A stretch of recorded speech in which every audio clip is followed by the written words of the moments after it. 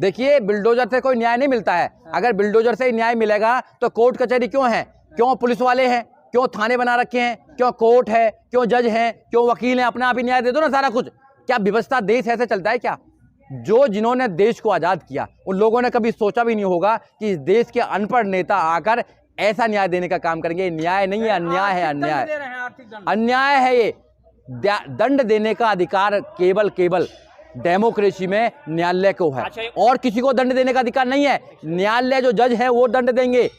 Supreme court है, high court है, lower courts हैं, वो दंड देने का प्रावधान है यहाँ पे। अगर तुम खुद ही दंड देने लगे तो फिर व्यवस्था की जरूरत क्या है? सेलिब्रेट किया जा रहा है ना बुलडोजर। देखिए, लोग सारी संवैधानिक जितनी भी संस्थाएं हैं उनको धीरे धीरे खत्म कर रहे हैं, और सारे सरकारी जितने भी डिपार्टमेंट हैं उनको प्राइवेट करने का काम कर रहे हैं। ये सरकारों का हाथ होता है, और अभी तो क्लियर हो रहा है कि जो मौजूदा सरकार है, चाहे वो सेंटर में सरकार है, चाहे वो राज्यों में सरकार है, वो हिंसा को पोषित करती है।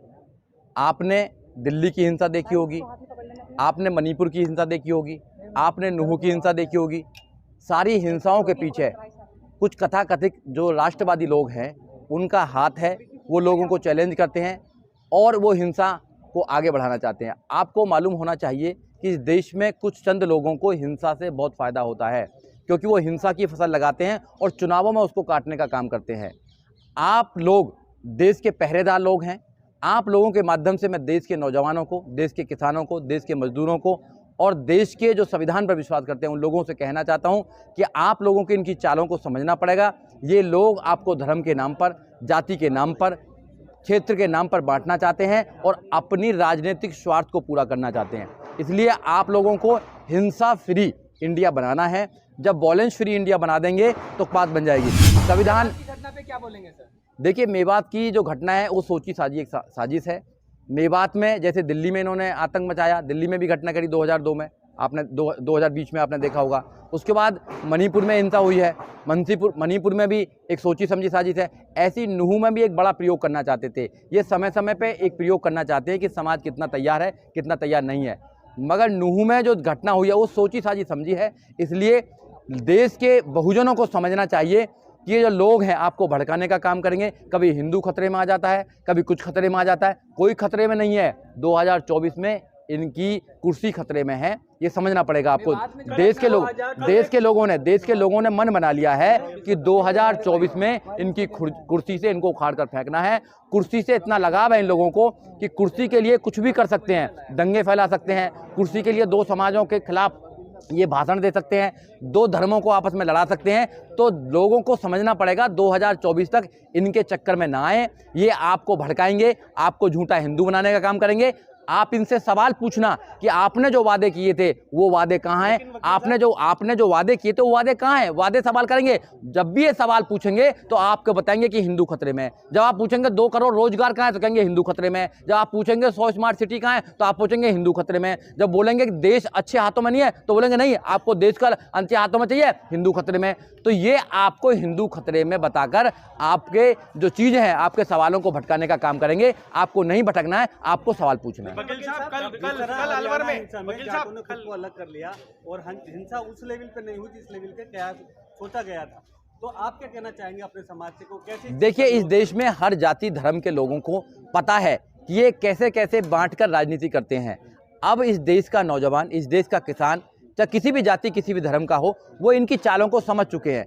क्योंकि जो काठ की हांडी है वो बार बार नहीं चढ़ती है, वो एक बार चढ़ती है। अब लोगों ने बना लिया कि इनके बच्चे तो विदेश में जाके पढ़ेंगे और हमारे बच्चे भैया हिंसा करने के काम आएंगे, हम धर्म बचाएंगे। धर्म का बचाने का ठेका हमने ले रखा क्या? इनके बच्चों ने, इनके बच्चे जो हैं, शिवराज का जो बच्चा है वो बाहर जाके LLM करके आएगा, इनके जो बच्चे हैं बाहर जाके PhD करके आएंगे। ये इंग्लिश मीडियम में अपने बच्चों को पढ़ाने का काम करते हैं। इनके घर में इंग्लिश खुदते हैं, इनके घर में सब इंग्लिश स्टाइल की चीज़ें हैं, और हमको कहते हैं कि नहीं, हिंदू और हिंदुस्तानी की बात करो, हिंदी हिंदुस्तान की बात करो। अरे, लोगों का करनी और कथनी में अंतर है। देश के लोग समझ चुके हैं। 2024 में आप देखना, इनको देश के लोग उखाड़ कर फेंकेंगे। ये एक आज़ादी का दौर है, हमको आज़ादी इनसे चाहिए। तो आप बजरंग दल को सपोर्ट नहीं करते? देखिए, हम क्यों करेंगे? हम हिंसा को सपोर्ट नहीं करते हैं। हम संविधान के मानने वाले हैं।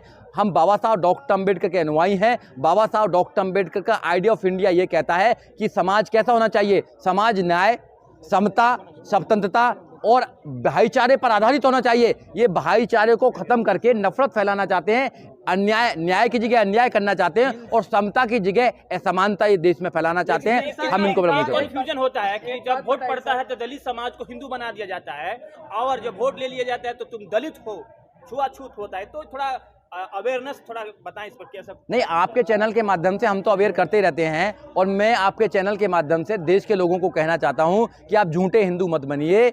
आप अपने बच्चों के भविष्य के लिए सवाल पूछिए। आप पूछिए कि हमारे बच्चों के स्कूल कहाँ हैं, जो दुनिया के टॉप यूनिवर्सिटी हैं, हमारा नंबर कहीं नहीं है।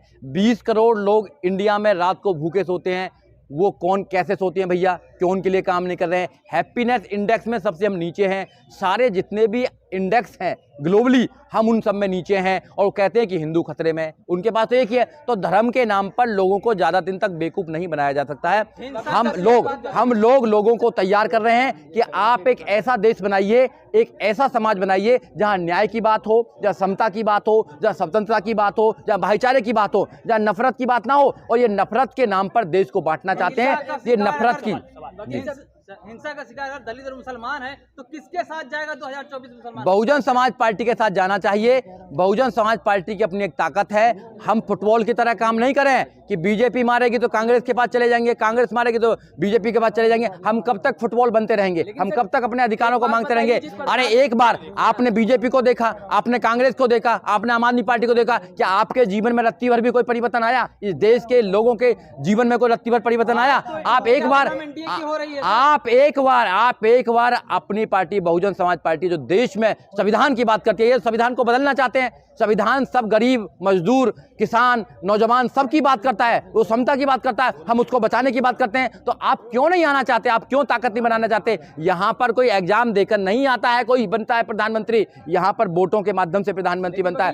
वोट तुम्हारी ज्यादा है, तुम अपना राजा क्यों नहीं बनाना चाहते? एक बात बताइए, जिस प्रकार से मेवात में हिंसा हुई, आरोप लगा बिट्टू बजरंगी मोनू मानेसर पे, इससे पहले भी नासिर जुनैद हत्याकांड हुआ था, उसका मुख्य आरोपी रहा है, लेकिन गिरफ्तारी अभी तक नहीं हुई है। गिरफ्तारी अभी तक नहीं हो रही है मोनू मानेसर की। देखिए, गिरफ्तारी सरकारें करती हैं और सरकार उनके पीछे है। तो आप किससे उम्मीद करते हैं कि गिरफ्तारी करेगी? जो सरकार करा रही है और सरकार गिरफ्तार कराती है, तो सरकार कैसे गिरफ्तार कराएगी?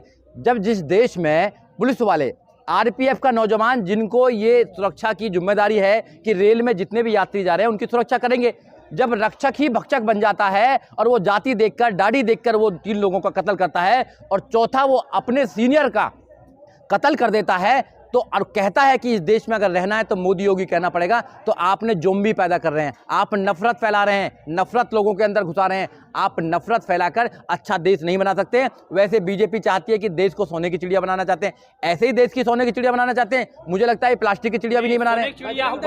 किसके लिए बना सकते हैं? तो अडानी के लिए सुनने में आ रहा सब कुछ। देखिए, इस देश में देश लोगों से चलता है। यहाँ 140 करोड़ लोग रहते हैं। अगर उनमें आप नफरत फैलाएंगे तो देश के लोग आंदोलित हो जाएंगे। देश के लोग समझ रहे हैं इनकी चालों को, मगर इनका जो मीडिया है, मीडिया हिंदू मुसलमान करने में कामयाब है। हम मीडिया की बात को नहीं समझ पा रहे हैं, मगर जो सोशल मीडिया, आप जैसे जो लोग हैं, जो पूरे देश में हमारे जैसे लोगों की या सच्चाई को पूरे घर घर में पहुंचाने की बात करते हैं, ये उस पर भी ये अंकुश लगाने की बात करते हैं। आप देखिए, आप लोगों को हमेशा से जो काम कर रहे हैं वो करते रहना चाहिए। और रहा मोनू बशर की बात है, वो गिरफ्तार होना चाहिए, क्योंकि भारत के अंदर वॉयलेंस की कोई जगह नहीं है। भारत के संविधान में वॉयलेंस की कोई जगह नहीं है और सिविल सोसाइटी में वॉयलेंस की कोई जगह नहीं है। अगर कोई भी व्यक्ति, मोनू मानेश्वर छोड़िए, कितने भी मानेश्वर, कितने भी मोनू आ जाएं, अगर कोई वॉयलेंस करता है तो उसका स्थान जेल है। मगर जेलों में निर्दोष लोगों को मारा जा रहा है। अगर कोई सम्मान की बात करेगा, कोई देश की बात करेगा, कोई संविधान की बात करेगा, अपने अधिकारों की बात करेगा, तो जेल में डालकर NSA लगाया जाएगा, UAP लगाया जाएगा। ये तो उल्टी गंगा बहाने का काम कर रहे हैं। अगर आप लोगों के पास हर 5 साल में मौका आता है, 5 साल होने वाली हैं, 2024 में सरकार को बदलना है। अगर आप लोगों ने सरकार को बदल दिया तो सारी समस्याओं से समाधान हो जाएगा। मध्य प्रदेश में प्रसाद किया जाता है मुंह पर। बुलडोजर वाले न्याय को कैसे देखते हैं? बुलडोजर वाले न्याय को देखिए, बुलडोजर से कोई न्याय नहीं मिलता है। अगर बुलडोजर से ही न्याय मिलेगा तो कोर्ट कचहरी क्यों है? क्यों पुलिस वाले हैं? क्यों थाने बना रखे हैं? क्यों कोर्ट है? क्यों जज हैं? क्यों वकील हैं? अपना आप ही न्याय दे दो ना सारा कुछ। क्या व्यवस्था, देश ऐसे चलता है क्या? जिन्होंने देश को आज़ाद किया, उन लोगों ने कभी सोचा भी नहीं होगा कि इस देश के अनपढ़ नेता आकर ऐसा न्याय देने का काम करेंगे। न्याय नहीं है, अन्याय है। अन्याय है ये। दंड देने का अधिकार केवल डेमोक्रेसी में न्यायालय को है अच्छा, और किसी को दंड देने का अधिकार नहीं है। न्यायालय जो जज है वो दंड देंगे, सुप्रीम कोर्ट है, हाई कोर्ट है, लोअर कोर्ट्स हैं, वो दंड देने का प्रावधान है यहाँ पे। अगर तुम खुद ही दंड देने लगे तो फिर व्यवस्था की जरूरत क्या है? सेलिब्रेट किया जा रहा है ना बुलडोजर। देखिए, लोग सारी संवैधानिक जितनी भी संस्थाएं उनको धीरे धीरे खत्म कर रहे हैं और सारे सरकारी जितने भी डिपार्टमेंट हैं उनको प्राइवेट करने का काम कर रहे हैं। ये अपनी दुकान बनाना चाहते हैं। नहीं सुनिए, अनपढ़ की बात कर रहे हैं। अगर आप भी जॉब करते हैं तो आपको हटा दिया जाता है, जॉबलेस कर दिया जाता है। तो क्या आपको लग रहा है कि अनपढ़ कह देना, क्रिटिसाइज कर देना जॉब के लिए खतरा हो सकता है? देखिए, मेरी बात अब सुनिए, ये जितने भी लोग हैं ये लोग जुल्म क्यों कर पा रहे हैं? ये आपकी नौकरी क्यों छीन पा रहे हैं? ये आपके बच्चों का रोजगार क्यों छीन पा रहे हैं? ये आपके बच्चों की एजुकेशन क्यों छीन पा रहे हैं? ये आपके बच्चों के अधिकारों को क्यों छीन पा रहे हैं? ये क्यों कह पा रहे हैं कि हम भारत के संविधान को चेंज करेंगे, हम भारत के संविधान को बदलेंगे? क्योंकि ये सत्ता में है और सत्ता में आने का एक प्रोसीजर है। हर 5 साल में वोटिंग होती है। 5 साल में देश के लोगों को अपना राजा, अपना प्रधानमंत्री चुनने का एक अधिकार है। अगर आपको इन सारी सुविधाएं को प्राप्त करना है, सारे अधिकारों को अगर लेना है, तो आपको सरकार को बदलना पड़ेगा और कोई तरीका नहीं है। आप चिल्लाते रहें, आप सड़कों पर उतरते रहें, सब कुछ उतरते रहें, आप सरकार को बदलने के लिए कोशिश करिए और जिस दिन आप सरकार को बदल देंगे उस दिन आपकी हर समस्या का सॉल्यूशन हो जाएगा।